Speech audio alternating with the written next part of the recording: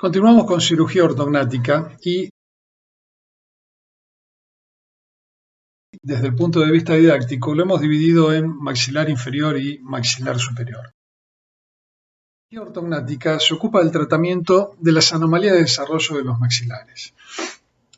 Anomalías de tipo clase 3, anomalías de clase 2, mordidas abiertas, anteriores o posteriores, asimetrías faciales y trastornos verticales, por ejemplo, en los que aparece una sonrisa gingival muy marcada. Como les decía, la mayoría de las veces el tratamiento de las anomalías de desarrollo incluye trabajar de manera simultánea desde lo ortodóntico y lo quirúrgico en ambos maxilares, de manera que lo estamos dividiendo exclusivamente por una cuestión didáctica en maxilar inferior y maxilar superior. Observemos algunos pacientes. En este caso pueden ver un chico de unos 20 y piquito de años con una anomalía clase 3, donde está clara la prominencia mandibular, el ángulo goníaco obtuso, mentón adelantado, eversión del labio inferior, acompañado de una depresión del maxilar superior. Como les decía, la mayoría de las veces estas anomalías se dan de manera combinadas y en la gran mayoría de los casos tenemos que actuar en ambos maxilares para lograr resultados correctos. Estas desarmonías faciales se traducen también en desarmonías oclusales. Mordidas invertidas, desviación de la línea media inferior con respecto a la superior, un laterognatismo en este caso, y desalineaciones dentarias individuales. En otros pacientes, a lo mejor las desarmonías faciales no son tan marcadas. Esta chica no tiene un mal perfil. Nada nos hace ruido desde el punto de vista estético. Pero miren su oclusión. Acá está la boca cerrada. Tiene solamente contacto en los dos incisivos centrales superiores y mordidas abiertas posteriores de muchísima magnitud. Y además, por supuesto, desalineaciones dentarias varias. De manera que en esta paciente el trastorno, por supuesto, es mucho más importante desde lo funcional que desde lo estético. En otras ocasiones, los trastornos se combinan ambos problemas, el problema estético con el problema funcional. Y acá tienen un buen ejemplo de eso. Fíjense qué importante que es la desarmonía facial que tiene este paciente, donde de vuelta vemos un hiperdesarrollo mandibular con una discrepancia muy importante entre el labio superior y el labio inferior, con obtusismo goníaco, con borramiento del surco mentolabial, con algo de hipoplasia del tercio medio y desde el punto de vista oclusal un verdadero caos.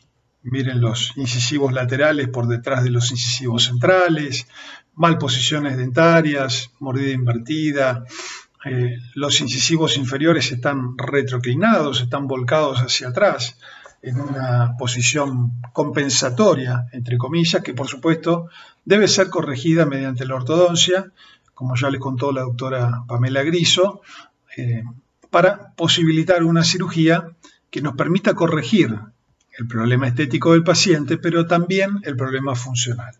Para que nuestros resultados se mantengan en el tiempo, necesitamos estabilidad oclusal. Y esto, la mayoría de las veces, no lo consigue la cirugía sola. La combinación de cirugía y ortodoncia es la llave para lograr armonía oclusal que nos permita tener estabilidad en el largo plazo y una función adecuada. Bueno, acá pueden ver otro ejemplo de desarmonía facial y desarmonía oclusal, ¿no? Una oclusión invertida muy importante. Sin embargo, acá el problema no lo vemos de manera tan marcada en la mandíbula, el problema se centra mucho más en el tercio medio de la cara, que tiene una retronasia definitivamente importante. Bien. Empezando entonces, como dijimos, por mandíbula, vamos a hablar del prognatismo mandibular. Y el prognatismo mandibular tiene una serie de signos clínicos que se dan en la mayoría de los pacientes que padecen esta anomalía de desarrollo. Oclusión invertida en el sector anterior y a veces también en los sectores posteriores, prominencia del mentón y del labio inferior, ángulo mandibular obtuso, borramiento del surco mentolabial y un tercio inferior excesivo. En general, la mayoría de las veces van a estar presentes todos estos signos. A veces puede faltar alguno de estos signos. Y por supuesto pueden ser más o menos marcados en función de la magnitud de la anomalía que tenga un paciente determinado. En este caso pueden ver el preoperatorio y el posoperatorio.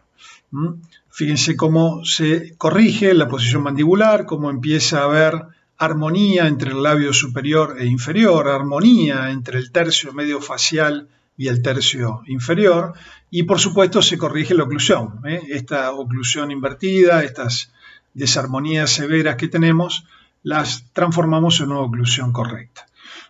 El paso que sigue en este paciente, una vez que finalice su ortodoncia posquirúrgica, por supuesto es reponer las piezas que faltan.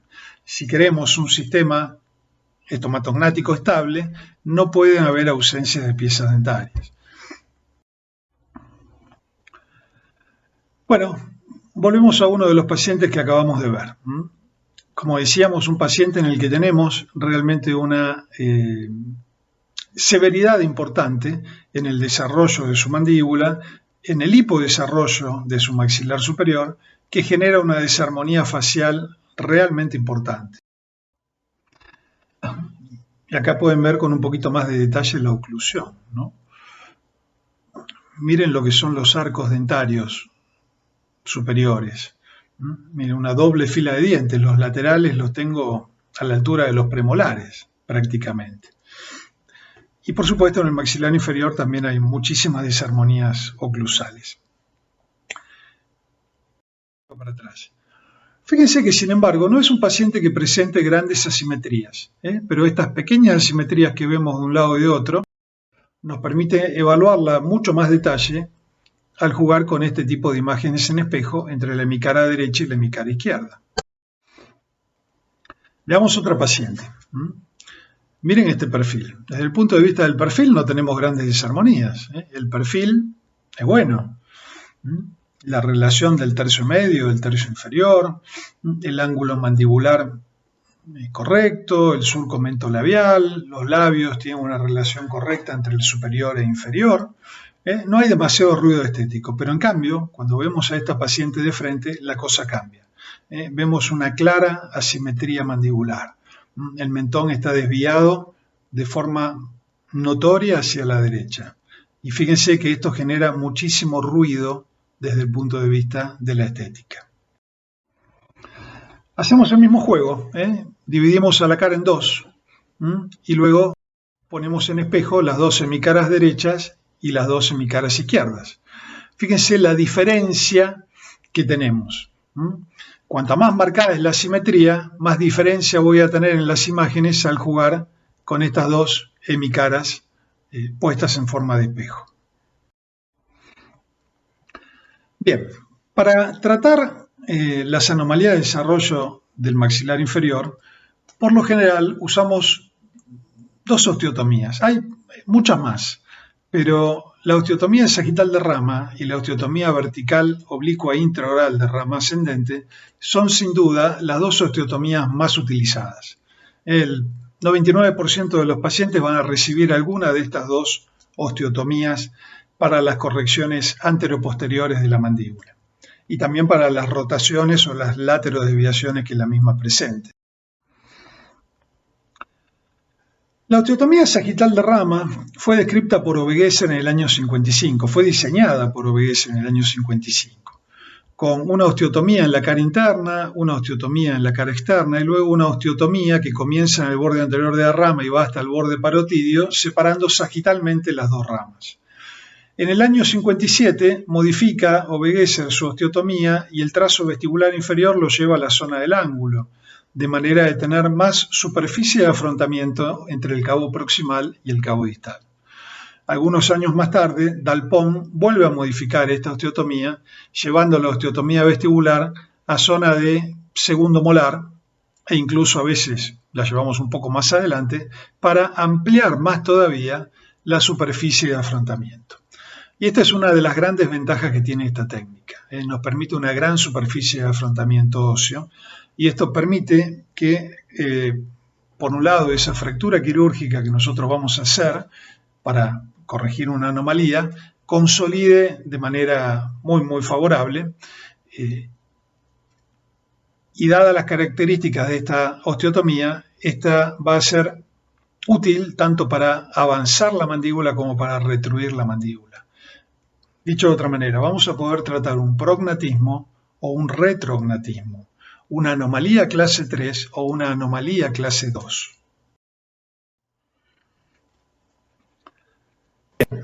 Acá pueden ver esquemáticamente en qué consiste la osteotomía. Fíjense que la osteotomía comienza por vestibular, sigue por borde anterior de la rama y luego va a la cara interna de la rama, dividiendo sagitalmente la mandíbula de un lado y de otro. Esto permite retruir la mandíbula y fijarla en la posición correcta. La misma técnica la podemos usar en clase 2 para avanzar la mandíbula. Fíjense que la osteotomía es exactamente igual. No hay diferencias. La osteotomía de la cara interna, por supuesto, pasamos por arriba del conducto dentario para no lesionar el nervio. En este caso, adelantamos la mandíbula. Dada la gran superficie de afrontamiento que tenemos, esto permite que consolide sin mayores problemas. Y como ustedes ven, se puede agregar una osteotomía en el mentón, que llamamos mentoplastía, para avanzar más todavía el mentón y mejorar el perfil blando de estos pacientes de anomalías de tipo clase 2. Clase 2 fetales. Bien. Así está nuestro paciente, o nuestra paciente en este caso, en el quirófano. Acá la tenemos lista para empezar nuestra cirugía. La paciente ya está bajo anestesia general, con un tubo nasotraqueal que está fijado a la columela. Un casquete hecho con una compresa contiene el pelo de la paciente. Luego hacemos la antisepsia del campo, ponemos los campos quirúrgicos y estamos en condiciones de empezar nuestra cirugía.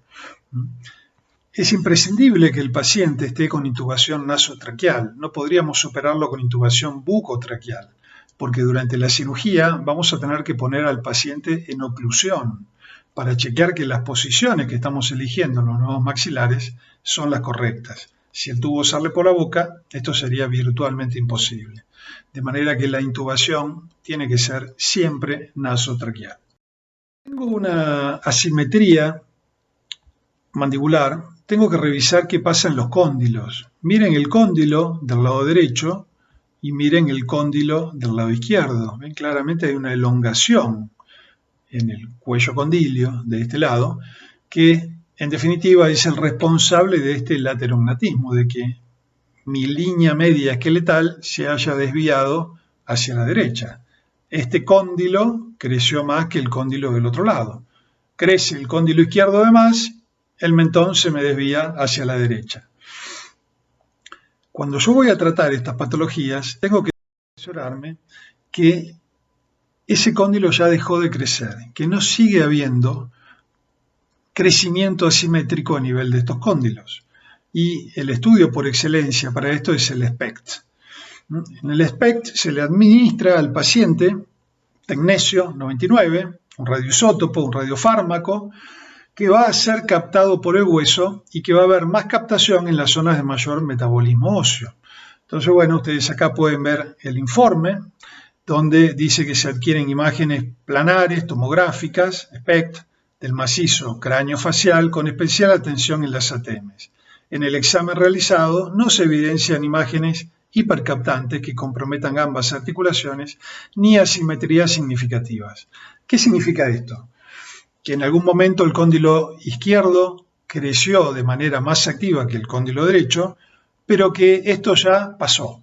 Ya en este momento ese problema no existe. De manera que me puedo ocupar de centrar esa mandíbula y nada más. Si siguiera teniendo un exceso de captación en el cóndilo izquierdo, bueno, además de corregir la posición mandibular, debiera hacer una cirugía a nivel condilar para evitar que ese cóndilo siga creciendo y yo tenga una recidiva de mi laterognatismo.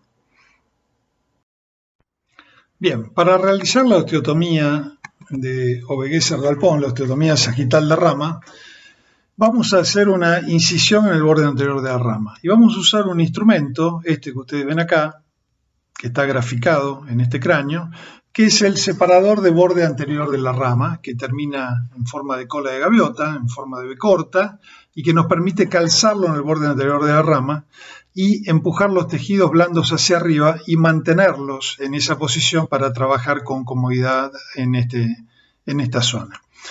No se olviden que el borde anterior de la rama está cruzado desde adentro hacia afuera por el paquete vasculonervioso bucal, arteria, vena y nervio bucal. Si mi incisión es demasiado alta, yo voy a cortar este paquete. La arteria y la vena van a sangrar, es una hemorragia que se puede cohibir con facilidad, no representa un problema, pero la lesión del nervio inferior sí representa un problema porque me va a dejar con una parestesia de parte de los tejidos vestibulares y de la cara interna de la mucosa yugal. Parestesia que puede y debe ser evitada. Por eso la incisión no es demasiado alta y luego es el separador de borde anterior de rama el que lleva los tejidos bien arriba hasta la base de la coronoides para permitir que trabajemos con comodidad. Hecho eso, vamos a alegrar la cara interna de la rama ascendente. Esta zona que está entre la escotadura sigmoidea y la espina de Spix. Vamos a identificar la escotadura sigmoidea, vamos a identificar la entrada del paquete vasculonervioso dentario inferior en la espina de Spix y vamos a hacer una osteotomía horizontal en el borde anterior de la rama. Esa osteotomía va a luego descender por el borde anterior de la rama y se va a continuar por la tabla vestibular hasta la basal mandibular. Con escoplos y martillos vamos a completar la osteotomía separando el segmento proximal del segmento distal. El segmento proximal es el que contiene toda la tabla externa de parte del cuerpo y la rama ascendente, contiene la coronoides y contiene el cóndilo, mientras que el segmento distal es el que contiene el cuerpo mandibular y el tejido óseo lingual de la rama ascendente y de parte del cuerpo. Esta osteotomía la llevamos a cabo por lo general con una sierra recíproca que tiene un movimiento antero-posterior. Bueno, estamos repitiendo las maniobras del lado izquierdo. Acá pueden ver la osteotomía realizada y acá ya la tabla externa, el segmento proximal que contiene coronoides y cóndilo, separado del cuerpo mandibular, lo que llamamos segmento distal. Otros instrumentos que usamos y que son claves para esta cirugía, los separadores de Obegesser. Este borde curvo va a ir calzado en la cara interna en el borde parotidio de la mandíbula y me va a permitir separar los tejidos linguales, los tejidos blandos del lado lingual de la rama ascendente para hacer la osteotomía correspondiente. Y podemos poner otro separador en la basal del lado externo para que cuando hago la osteotomía vertical el tejido blando esté protegido. No se olviden que a nivel de la basal, en esa zona tenemos la arteria facial. Si la lesionamos con la sierra vamos a tener una hemorragia realmente copiosa. Una vez marcada la osteotomía con la sierra, por lo general se termina con escoplos y golpes de martillo para terminar de producir la separación de las ramas. Una vez que tenemos separadas las ramas derechas e izquierdas, que completamos las osteotomías de Obegesser-Dalpón de ambos lados, entonces podemos ubicar a la mandíbula en la posición correcta. La vamos a llevar a oclusión y vamos a poner una fijación intermaxilar, que puede ir de bracket a bracket o podemos poner tornillos IMF, como hicimos en este caso, para mantener ambos maxilares en posición de oclusión. Mencionábamos que la intubación necesariamente tiene que ser nasotraqueal, porque si el tubo saliera por boca, no podría poner a la paciente en oclusión en esta etapa. Una vez que la paciente está en oclusión, entonces vamos a fijar los segmentos operados con placas y tornillos y vamos a suturar. Bueno, esta es una comparación del pre y el postoperatorio en la paciente que acabamos de ver. Fíjense la asimetría que teníamos y cómo lo hemos podido corregir con la técnica de Aubegues-Serdal-Pont. En este caso operamos solamente maxilar inferior, que como les decía al principio no es lo más frecuente. Lo más frecuente es que tengamos que intervenir en ambos maxilares, pero bueno, hay casos que no lo requieren, que la cirugía en uno de los dos maxilares es suficiente para corregir el problema que el paciente tiene. Acá pueden ver la oclusión preoperatoria y la oclusión posoperatoria. Fíjense que hay una ligera mordida abierta anterior y una falta de concordancia entre la línea media superior y la línea media inferior. Después de operado vemos la concordancia de las líneas medias y, por supuesto, una oclusión correcta. Y acá pueden ver las placas que se usan para fijar las osteotomías que realizamos. Comparando el pre y el posoperatorio con las imágenes en espejo, viendo dos hemicaras derechas, viendo dos hemicaras izquierdas. Y hacemos lo mismo en el posoperatorio. Dos hemicaras derechas y dos hemicaras derechas. Fíjense qué parecidas que son estas dos imágenes y qué distintas que son estas dos imágenes. Esto significa que acá teníamos una asimetría importante y que luego de la cirugía realmente logramos corregir de manera muy satisfactoria esa asimetría que la paciente tenía, dejando un rostro simétrico. Bien, decíamos que la osteotomía sagital de rama sirve para corregir el prognatismo mandibular, pero también el retrognatismo mandibular. Fíjense en la animación. Lo primero que hacemos es con ortodoncia prequirúrgica corregir las desalineaciones que el paciente presente a nivel dentario y descompensar al paciente. Es decir, poner los ejes dentarios correctos. Se quita el exceso de hueso vestibular de cada lado y esto permite retruir la mandíbula del paciente para ponerla en la oclusión correcta, en la posición que hayamos planificado. Una vez que hacemos esto, ponemos al paciente en oclusión y lo fijamos con una placa y con tornillos. Luego, la ortodoncia postquirúrgica termina de hacer los ajustes menores y se retiran los brackets. Y habremos corregido la anomalía. La misma técnica sirve para el retrognatismo mandibular. La ortodoncia previa alinea los ejes en su base ósea correcta. La misma osteotomía sagital sirve para avanzar, nos va a dejar un pequeño gap a nivel de la tabla vestibular. Esto no es un problema dado la enorme superficie de afrontamiento que presenta esta osteotomía y que permite que esto consolide de manera adecuada una vez que se colocan una placa y tornillos para estabilizarlo en la posición correcta. De manera que un exceso mandibular lo puedo corregir para tener la armonía facial con la osteotomía de Aubegues-Serdal-Pont, pero también un déficit mandibular lo puedo corregir con esta osteotomía para generar un adelantamiento de la misma y, una vez más, mejorar la estética facial del paciente, además de la oclusión. La otra técnica que podemos utilizar en mandíbula es la osteotomía vertical oblicua intraoral.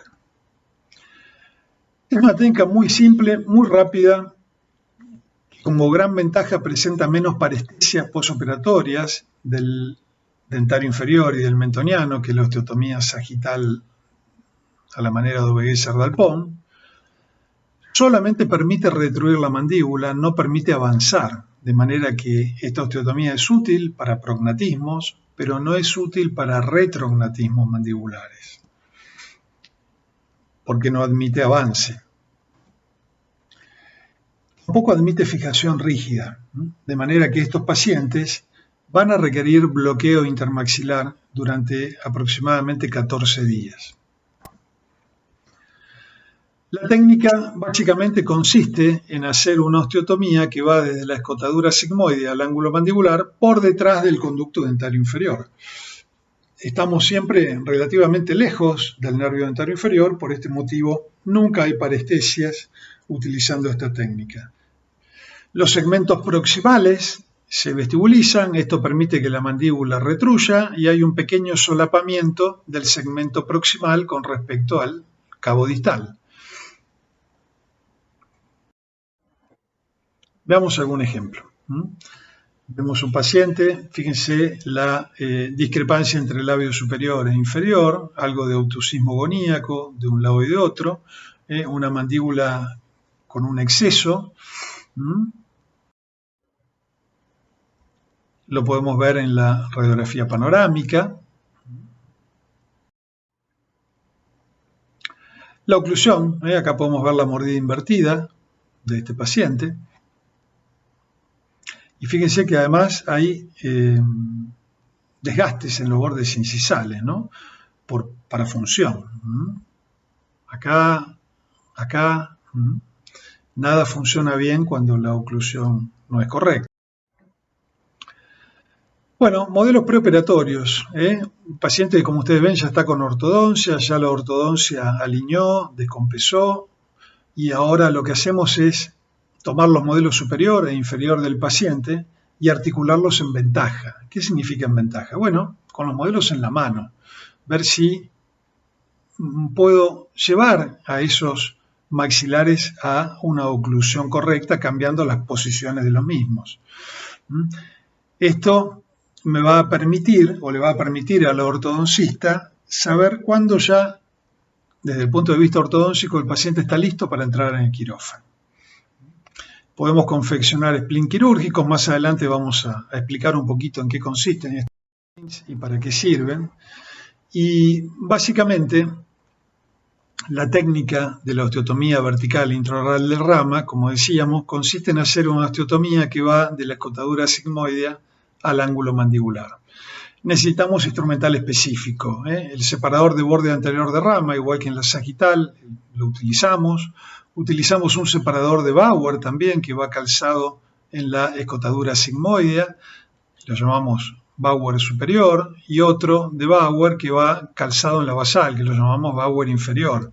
Y estos separadores nos permiten tener un muy buen acceso a la cara externa de la mandíbula. La incisión es similar a la que hacemos para la osteotomía sagital, borde anterior de rama, un poco más corta, no necesitamos venir tanto a la zona de molares.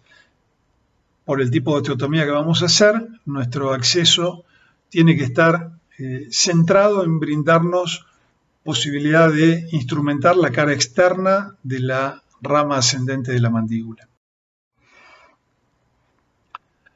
Y vamos a hacer este tipo de osteotomía que está en el esquema. Hecha la osteotomía, el segmento proximal lo vamos a sacar ligeramente hacia vestibular, como ven en esta foto, para que la mandíbula pueda retruir y un segmento quede solapado con el otro. En este paciente complementamos el retroceso de la mandíbula con una mentoplastía de avance. Una incisión horizontal, una osteotomía horizontal en el mentón, por debajo de los agujeros mentonianos, de basal a basal, que nos va a permitir, en este caso, avanzar el mentón y fijarlo en la nueva posición. Y acá pueden ver la sutura. Miren la oclusión posoperatoria que logramos. Esa mordida invertida que teníamos se corrigió, tenemos una normoclusión. Esto es a unos 10 o 15 días de hecha la cirugía, todavía pueden ver la sutura en la zona de la mentoplastía. Y acá pueden ver en una radiografía cómo se ven posoperatoria, cómo se ven estas osteotomías. La osteotomía vertical de un lado y de otro y la mentoplastía realizada. Luego, la operatoria reconstruye los bordes incisales que presentaban desgaste por parafunción. En maxilar superior ya se quitaron los brackets, ya la ortodoncia postquirúrgica terminó. En maxilar inferior está completando algunos pequeños ajustes para mejorar la oclusión posoperatoria. Fíjense la comparación del pre y del post. Miren la relación del maxilar superior y el inferior en las fotos de perfil, cómo cambia entre el pre y el posoperatorio, la armonía que logramos. Fíjense que el mentón no estaba demasiado mal, el labio está adelantado, pero el mentón no está tan mal. Entonces, si yo llevo la mandíbula para atrás, el labio me va a quedar bien, pero el mentón me va a quedar retruido. Por eso es que movimos la mandíbula para atrás, pero luego avanzamos un poco el mentón. Estoy pensando en la oclusión, estoy pensando en la función, pero también estoy pensando en la estética, en la armonía facial. A estos pacientes les preocupan las dos cosas. Y si tengo que ser sincero, debo admitir que por lo general les preocupa mucho más la estética que la oclusión.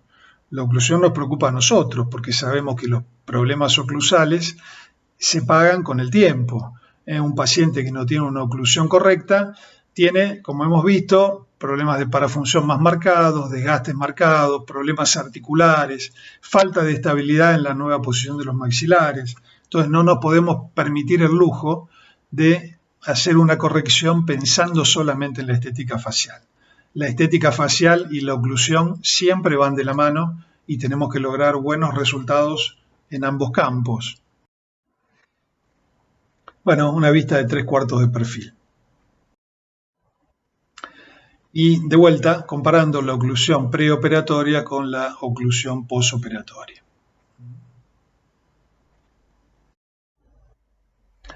Bueno, otra situación. Fíjense que en este caso no hay tanta desarmonía en sentido antero-posterior, ni hay asimetrías demasiado marcadas. Este paciente en realidad no tiene un problema con su estética facial, no nos consulta por su estética facial, nos consulta por su oclusión. Este chico, cuando lo operamos, estaba estudiando mecánica dental. Su padre es un laboratorista de primer orden, muy conocido y que trabaja genial. Y, por supuesto, conocen la importancia que la oclusión tiene. Entonces, acá, a la inversa de lo que pasa la mayoría de las veces, la motivación no era la estética, sino la oclusión. Como ven, tengo líneas medias corridas y oclusión invertida a un lado y estaba muy preocupado por esta situación. Bueno, las vistas de un lado y de otro. Fíjense la relación canina, ¿no? Estamos en una relación de clase 3. Bueno, decidimos hacer una técnica que se denomina surgery first, cirugía primero. Dicho de otra manera, no hay ortodoncia prequirúrgica, va a haber solamente ortodoncia postquirúrgica. Esto se puede hacer en un pequeño grupito de pacientes en los que, por las posiciones dentarias que tienen, nos permiten hacer la cirugía sin haber hecho ortodoncia y tener una oclusión razonablemente estable, lo suficientemente estable como para no tener problemas de recidiva en el posoperatorio inmediato. Y luego de terminada la cirugía, la ortodoncia postquirúrgica se va a ocupar de terminar de corregir la oclusión de la mejor manera posible. Bueno, acá pueden ver la incisión en el borde anterior de la rama y acá ya está la osteotomía hecha que va del ángulo mandibular a la escotadura sigmoidea y el segmento proximal, el que contiene el cóndilo, desplazado hacia vestibular para permitir que la mandíbula retruya. Lo mismo pasa de este lado, el segmento, la osteotomía hecha, el segmento proximal que contiene el cóndilo, el cuerpo mandibular ya solapado uno y otro. Es una cirugía muy sencilla.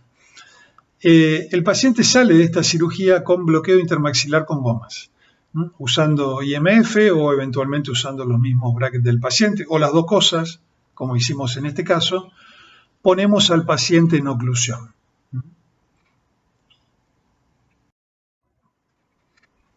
A los 15 días sacamos las gomas, el paciente abre la boca y comienza la ortodoncia postquirúrgica para terminar de alinear y ajustar la oclusión y llevarla al punto más favorable. Bueno, este es nuestro tratamiento finalizado, la oclusión que conseguimos en este paciente luego de la cirugía de la ortodoncia. Y el aspecto estético del paciente, que no hubo demasiados cambios porque el movimiento que hicimos en el maxilar realmente fue muy poco para corregir la oclusión. Bien, vamos a detenernos acá. En la próxima entrega vamos a seguir hablando de anomalías de desarrollo y vamos a hacer hincapié con las técnicas quirúrgicas